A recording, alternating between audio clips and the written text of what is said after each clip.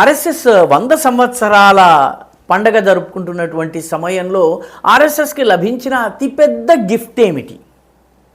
Gift ఏమిటంటే వాస్తవానికి సరిగ్గా అదే సమయంలో ప్రారంభమైనటువంటి కమ్యూనిస్టు ఉద్యమము, రష్యా నుంచో, చైనా నుంచో, అల్బానియా నుంచో, క్యూబా నుంచో ప్రేరణ పొందేటటువంటి కమ్యూనిస్టు ఉద్యమం పూర్తిగా నేలమట్టం కావడం.